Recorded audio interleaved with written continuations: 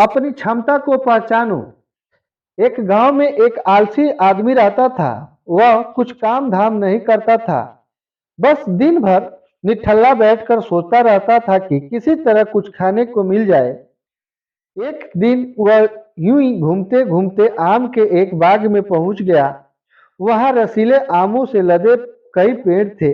रसीले आम देखकर उसके मुंह में पानी आ गया और आम तोड़ने वह एक पेड़ पर चढ़ गया। लेकिन जैसे ही वह पेड़ पर चढ़ गया, बाग का मालिक वहां आ पहुंचा। बाग के मालिक को देख आलसी आदमी डर गया और जैसे तैसे पेड़ से उतरकर वहां से भाग खड़ा हुआ।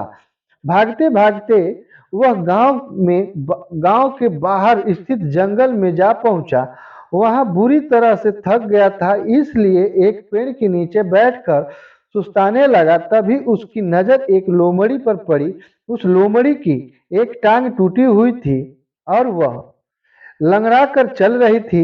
लोमड़ी को देख आलसी आदमी सोचने लगा कि ऐसी हालत में भी इस जंगली जानवरों से भरे जंगल में ये लोमड़ी बच कैसी गई, इसका अब तक शिकार कैसे नहीं हुआ।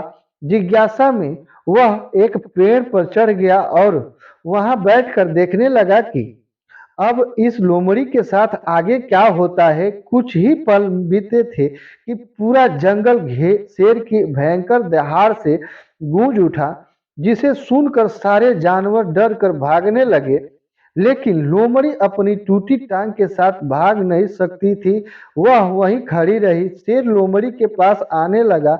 आलसी आदमी ने सोचा कि अब शेर लोमड़ी को मारकर खा जाएगा, लेकिन आगे जो हुआ वह कुछ अजीब सा था।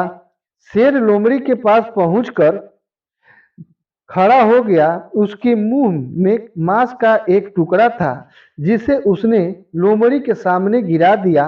लोमड़ी इम्तिहान से मांस के इस टुकड़े को खाने लगी। थोड़ी देर बाद शेर वहां से चला गया। यह घटना देख आलसी आदमी सोचने लगा कि भगवान सच में सर्वोत्तम है। उसने धरती के समस्त प्राणी के लिए, चाहे वह जानवर हो या इंसान, खाने पीने का प्रबंध कर दे रखा है। वह अपने घर लौट आया। घर आकर वह 2-3 दिन तक बिस्तर पर लेटकर प्रतीक्षा करने लगा कि जैसे भगवान ने शेर के द्वारा लोमड़ी के लिए भोजन भिजवाया था, वैसे ही उसने उसके लिए भी कोई न कोई खाने पीने का सामान ले आएगा। लेकिन ऐसा कुछ नहीं हुआ। भूख से उसकी हालत खराब होने लगी। आखिरकार उसे घर से बाहर निकलना ही पड़ा। घर के बाहर उसे एक पेड़ के नीचे बैठे हुए बाबा दिखाई पड़े। वह उनके पास गया और जंगल का सारा दृश्य सुनाते हुए वह बोला, बाबा जी, भगवान मेरे साथ ऐसा क्यों कर रहे हैं? उसके पास जानवरों के लिए भोजन का प्रबंध है, लेकिन इंसानों के लिए नहीं। बाबा जी ने उत्तर दिया, बेटा ऐसी बात नहीं है। भगवान के पास सारे प्रबंध है, दूसरों की तरह तुम्हारे लिए भी। लेकिन बात यह है कि तुम्हें लोमड़ी नहीं शेर बनना चाहते हैं। सीख मिलता है हमें इस कहानी से कि हम सबके भीतर क्षमताओं का असीमित भंडार है।